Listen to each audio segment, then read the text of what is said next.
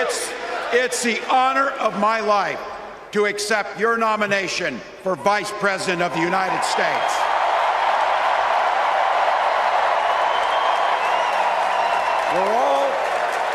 We're all here tonight for one beautiful, simple reason.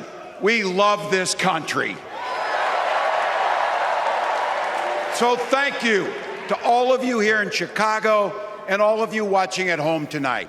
Thank you for your passion. Thank you for your determination. And most of all, thank you for bringing the joy to this fight.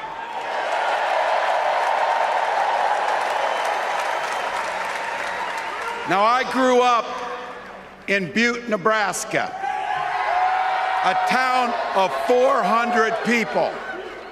I had 24 kids in my high school class, and none of them went to Yale. But I'll tell you what, growing up in a small town like that, you learn how to take care of each other. That family down the road, they may not think like you do. They may not pray like you do. They may not love like you do, but they're your neighbors. And you look out for them, and they look out for you. Everybody belongs, and everybody has a responsibility to contribute. For me, it was serving in the Army National Guard. I joined up 2 days after my 17th birthday, and I proudly wore our nation's uniform for 24 years. My dad, a Korean War era Army veteran, died of lung cancer a couple years later. He left behind a mountain of medical debt. Thank God for Social Security survivor benefits. And thank God for the GI Bill that allowed my dad and me to go to college, and millions of other Americans. Eventually, like the rest of my family, I fell in love with teaching. Three out of 4 of us married teachers. I wound up teaching social studies and coaching football at Mankato West High School. Go Scarlets! We ran a 44 defense. We played through to the whistle on every single play, and we even won a state championship. Never closed the yearbook, people. But it was those players and my students who inspired me to run for Congress. They saw in me what I had hoped to instill in them, a commitment to the common good, an understanding that we're all in this together, and the belief that a single person can make a real difference for their neighbors. So there I was, a 40-something high school teacher with little kids, 0 political experience, and no money, running in a deep red district. But you know what? Never underestimate a public school teacher. Never.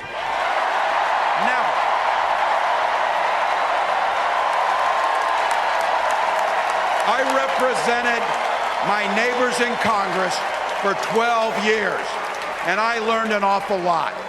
I learned how to work across the aisle on issues like growing the rural economies and taking care of veterans. And I learned how to compromise without compromising my values. Then I came back to serve as governor, and we got right to work, making a difference in our neighbors' lives. We cut taxes for the middle class. We passed paid family and medical leave. We invested in fighting crime and affordable housing. We cut the cost of prescription drugs and helped people escape the kind of medical debt that nearly sank my family. And we made sure that every kid in our state gets breakfast and lunch every day. So while other states were banning books from their schools, we were banishing hunger from ours.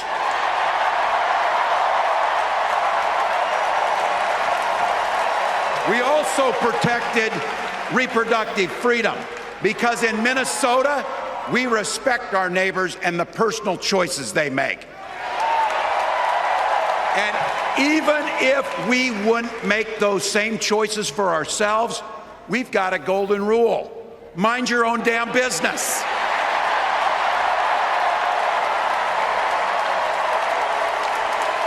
And that includes IVF and fertility treatments. And this is personal for Gwen and I.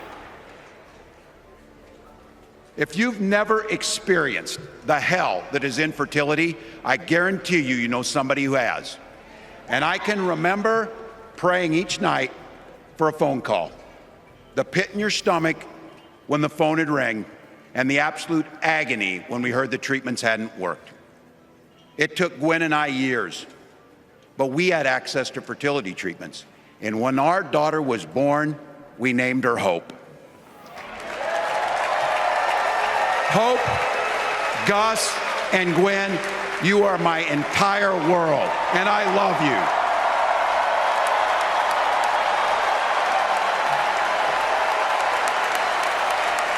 I'm letting you in on how we started a family because this is a big part about what this election is about. Freedom. When Republicans use the word freedom, they mean that the government should be free to invade your doctor's office. Corporations free to pollute your air and water. And banks free to take advantage of customers. But when we Democrats talk about freedom, we mean the freedom to make a better life for yourself and the people that you love.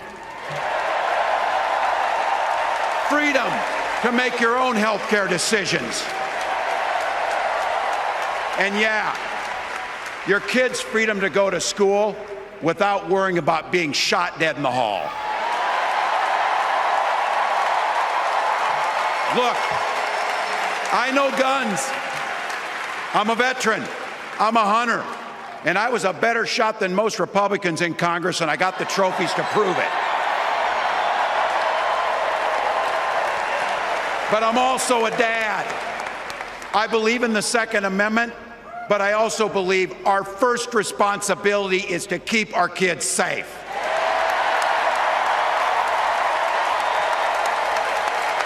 That's what this is all about. The responsibility we have to our kids, to each other, and to the future that we're building together, in which everyone is free to build the kind of life they want. But not everyone has that same sense of responsibility. Some folks just don't understand what it takes to be a good neighbor. Take Donald Trump and J.D. Vance. Their Project 2025 will make things much, much harder for people who are just trying to live their lives. They spent a lot of time pretending they know nothing about this. But look, I coached high school football long enough to know, and trust me on this, when somebody takes the time to draw up a playbook, they're going to use it.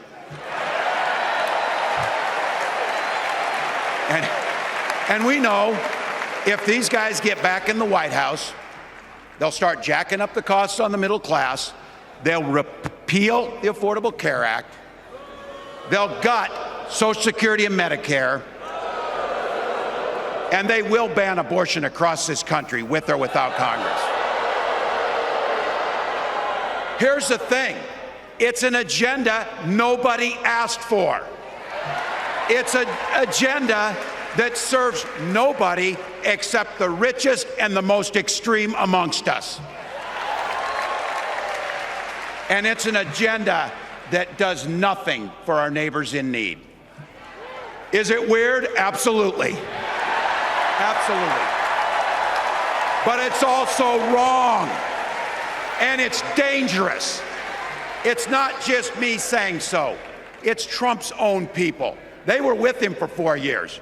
They're warning us that the next 4 years will be much, much worse. You know, when I was teaching, every year we'd elect a student body president. And you know what? Those teenagers could teach Donald Trump a hell of a lot about what a leader is. Leaders don't spend all day insulting people and blaming others. Leaders do the work. So I don't know about you, I'm ready to turn the page on these guys. So go ahead, say it with me. We're not going back.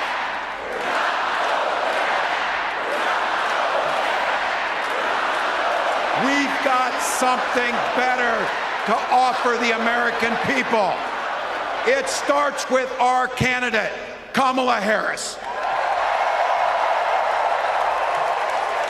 From her first day as a prosecutor, as a district attorney, as an attorney general, as a United States senator, and then our vice president, she's fought on the side of the American people. She's taken on the predators and fraudsters. She's taken down the transnational gangs, and she stood up to powerful corporate interests. She has never hesitated to reach across that aisle if it meant improving your lives. And she's always done it with energy, with passion, and with joy. Folks, we've got a chance to make Kamala Harris the next president of the United States.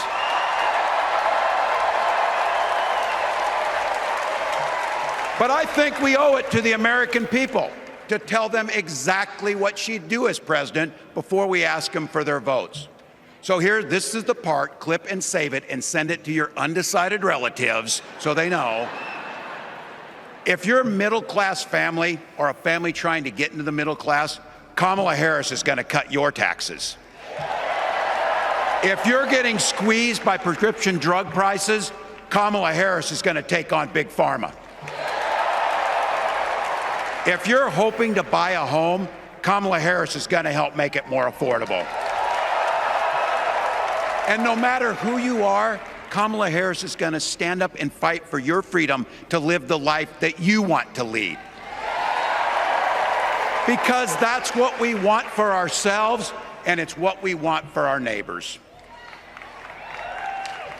You know, you might not know it, but I haven't given a lot of big speeches like this. But I have given a lot of pep talks. So let me finish with this, team. It's the fourth quarter. We're down a field goal, but we're on offense and we've got the ball. We're driving down the field. And boy, do we have the right team. Kamala Harris is tough. Kamala Harris is experienced, and Kamala Harris is ready. Our job for everyone watching is to get in the trenches and do the blocking and tackling. 1 inch at a time, 1 yard at a time, 1 phone call at a time, 1 door knock at a time, 1 $5 donation at a time. Look, we got 76 days. That's nothing. There'll be time to sleep when you're dead. We're going to leave it on the field.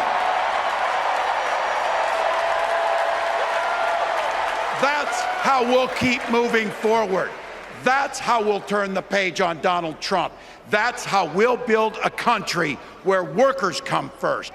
Healthcare and housing are human rights. And the government stays the hell out of your bedroom.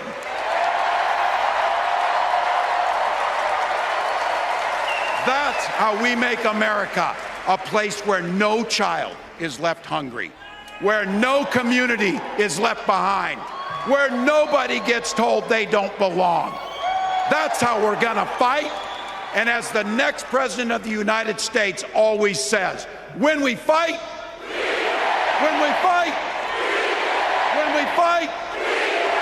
thank you. God bless.